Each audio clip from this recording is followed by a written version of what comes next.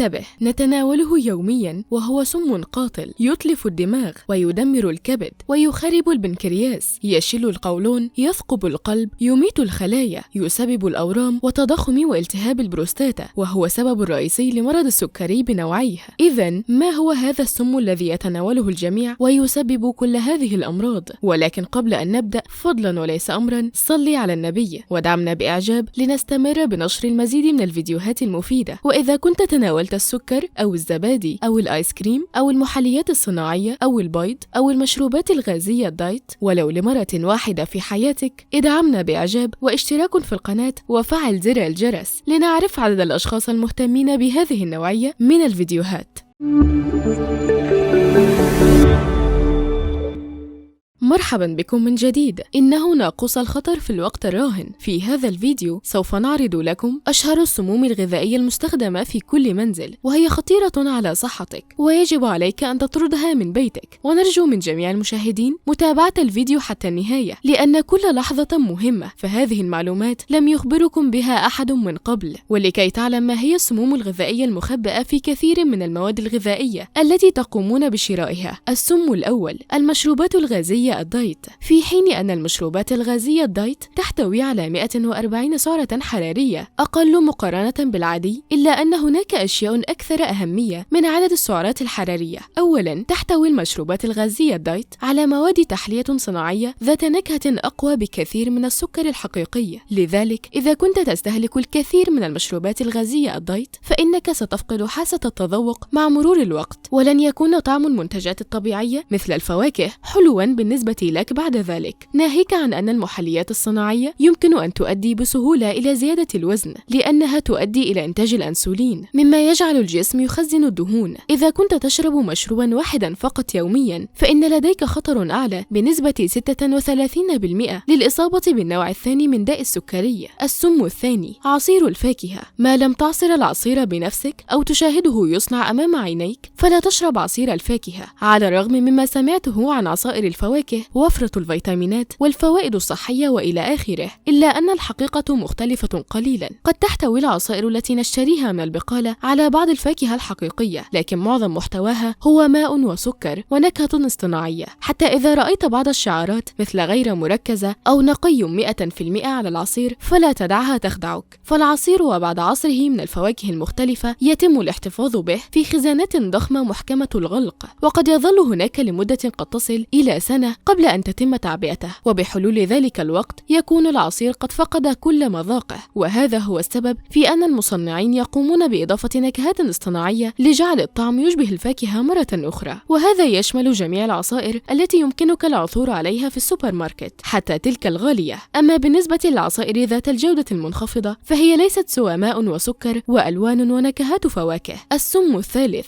البيض. ماذا؟ البيض؟ لكن ألا يعتبر من أفضل الأغذية؟ البيض غني بالبروتين والمعادن ومضادات الأكسدة، كيف يمكن أن يكون ضارا لك؟ حسنا، بكل صراحة وبساطة تحتوي البيضة الواحدة على نفس مقدار الكوليسترول الذي يحتويه برجر كبير دهني، وعلى الرغم من أنه يطلق عليه الكوليسترول الغذائي وأنه يسبب زيادة بنسبة 10% فقط من مستويات الكوليسترول في الدم، إلا أنه لا يزال ضارا ببطانة الشرايين. بالإضافة إلى ذلك، ووفقا لبعض الدراسات الحديثة، فإن البيض ليس أفضل من التدخين عندما يتعلق الأمر بتراكم التخثرات في الشريان السباتي. وإليك حقيقة ستصدمك للغاية: يمكن لبيضة واحدة في اليوم أن تقصر العمر. ففي دراسة طبية أجرتها جامعة هارفارد استمرت ل20 عاما وراقبت 20,000 طبيب، وجد العلماء أن أولئك الذين تناولوا بيضة واحدة على الأقل لكل يوم كان لديهم مخاطر وفاة أكبر. إذا كنت مضطرا إلى تضمين البيض في نظامك الغذائي فاختر البيض من الدجاج الذي يتجول بحرية في المزارع. السم الرابع: الزبادي قليل الدسم. في الوقت الحاضر يعلم الجميع أن الزبادي هو منتج صحي ومغذي، وهذا صحيح في الغالب. يمكن أن يكون الزبادي الصحيح مفيدا للغاية، ولكن معظم الأصناف الذي يتم شراؤها من البقالة غير مفيدة، بل وحتى خطرة على صحتك، لا سيما تلك التي تحمل تصنيف قليل الدسم. تقوم الشركات المصنعة بإضافة السكر للتعويض عن انعدام المذاق الذي توفره الدهون الطبيعية، وهذا يعني أن الزبادي كان في البداية يحتوي على دهون تكون لذيذة وصحية، ولكن بعد إزالتها توجب على المصنعين استبدالها بشيء أسوأ بكثير. وعلى الرغم من الاعتقاد السائد إلا أن معظم الزبادي لا يحتوي على بكتيريا البروبيوتيك، لأن عملية البسترة تقتل كل هذه الكائنات الدقيقة. السم الخامس، الآيس كريم. كان الآيس كريم يصنع في الماضي من صفار البيض والكريمة والمحليات مثل شراب القيقب العضوي، ومستخلص الفانيلا النقي من نكهات طبيعية، وقد كان بالفعل من أكثر الحلويات صحية. ولكن في الوقت الحالي للأسف أصبح الآيس كريم منتجا مختلفا تماما من المكونات الاصطناعية، وبدلا من الحليب النقي أو الكريمة أصبح المصنعون يستخدمون الدهون المهدرجة الرخيصة مثل زيت النخيل أو زيت جوز الهند. هذه الزيوت صحية جدا، ولكن بعد أن يتم تسخينها ونقلها للمحفزات المعدنية لتخثيرها فإنها تصبح مجرد دهون متحولة، وعندما تستهلك يمكن أن تسبب ارتفاع الكوليسترول والسكتة الدماغية وأمراض القلب وحتى السرطان. كما أن الآيس كريم مليء أيضا بالسكر والنكهات الاصطناعية والمواد الحافظة، وإذا كان لونه ورديا أو بنفسجي أو أحمرا فمن المرجح أنه تم تلوينه بالقرمزي أو مستخلصات القرمزية، وهي إضافات يمكن أن تسبب ردود فعل تحسسية سيئة. السم السادس، السمن الصناعي المارجرين. مرة أخرى وبفضل التسويق الهائل يعتقد الكثير من الناس أن المارجرين هو بديل صحي للزبدة، ولكن مرة أخرى هذا غير صحيح. تعتبر المارجرين منتجا عالي التصنيع تم صنعه ليكون طعمه وشكله مثل الزبدة، ولكنه مليء بالمكونات الاصطناعية، والأسوأ من ذلك فهو أن هذه الزبدة المزيفة مصنوعة بشكل تقليدي من الزيوت النباتية المهدرجة لتصبح صلبة، وهذه العملية تزيد بشكل كبير من محتواها من الدهون المتحولة، ومع ذلك يمكن للشركات المصنعة تصنيف منتجاتها على أنها خالية من الدهون المتحولة، وإذا كانت تحتوي على أقل من نصف جرام من المادة لكل حصة، ولكن نصف جرام لا يزال كمية كبيرة ويمكن أن يسبب ضررا لصحتك. السم السابع،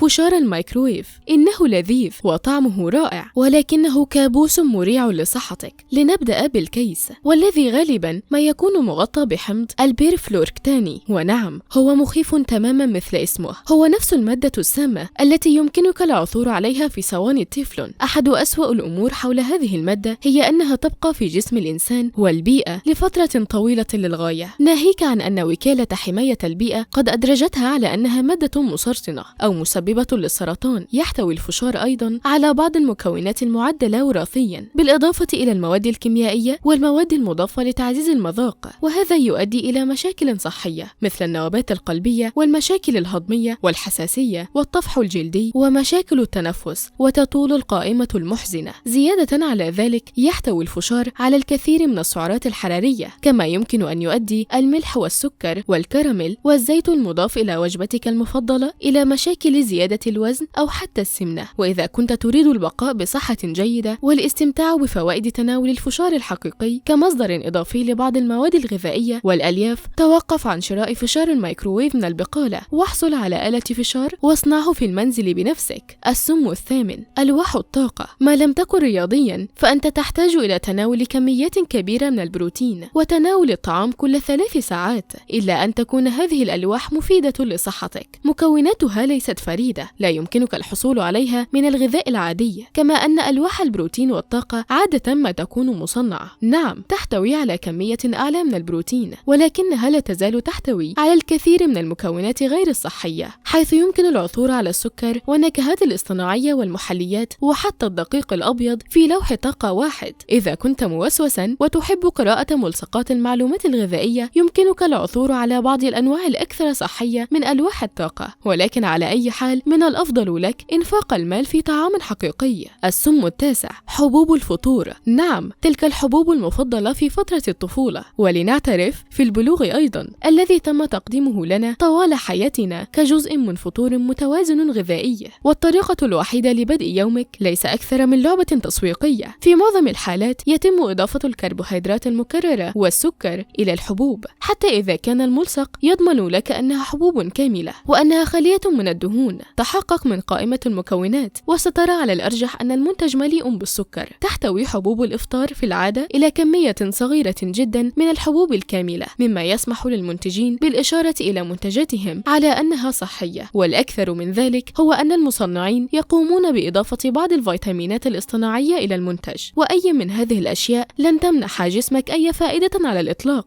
السم العاشر: السكر. عند تناول السكر من المصادر الطبيعية مثل الفاكهة والحبوب الكاملة والألبان وغيرها، فإنه يعود بفوائد عديدة على الجسم، ويمد الخلايا بالطاقة بشكل ثابت حيث يتم هضمه ببطء. لكن تكمن الخطورة عندما نستهلك الكثير من السكر الذي يتم إضافته لتحسين النكهة أو كمادة حافظة في الأطعمة المصنعة. يوجد الكثير من السكر المضاف في البسكويت والكعك والزبادي المنكهة والمشروبات الغازية، ونجده كذلك في اللحوم المقددة والكاتشب وغيرها. السمنة: يؤثر السكر على هرمونات الجسم بما في ذلك هرمون الليبتين المسؤول عن تقليل الشهية، ما يجعل الشخص يأكل زيادة عن حاجته من الطعام. السكرية: تناول الكثير من السكر يعني إفراز الجسم لكميات أكبر من الأنسولين، مما يؤدي على المدى البعيد إلى إنهاك البنكرياس وتطور مرض السكري من النوع الثاني. أمراض القلب: من مخاطر تناول السكر التعرض بشكل أكبر للسكتات القلبية، كما أنه يرتبط بارتفاع ضغط الدم الذي يلعب دور رئيس في حدوث مشاكل القلب. أمراض الكبد: يتم معالجة سكر الفركتوز في الكبد عندما يتم تناول كميات كبيرة منها، فإنه يتحول إلى دهون تتراكم في الكبد مسببة ما يعرف بالكبد الدهني غير الكحولي. الفشل الكلوي: يمكن أن يحدث عند الإفراط في تناول السكر لدى مرضى السكري، حيث تقوم الكلى بالتخلص من السكر الزائد في البول مما يمنعها من أداء وظيفتها وتصفية الدم من الفضلات. الضعف: يؤثر تناول السكر على تدفق الدورة الدموية إلى جميع أنحاء الجسم بما فيها الأعضاء التناسلية، ما قد يسبب الضعف والعقم لدى الرجال. أخبرنا الآن، أي من هذه الأطعمة تستخدمها؟ وهل تعرف أنواعا أخرى من الأطعمة الضارة بصحتك؟ شاركنا بأسمائها في التعليقات. وهذا كان كل ما لدينا اليوم. شكرا لكم على المشاهدة، وإلى اللقاء.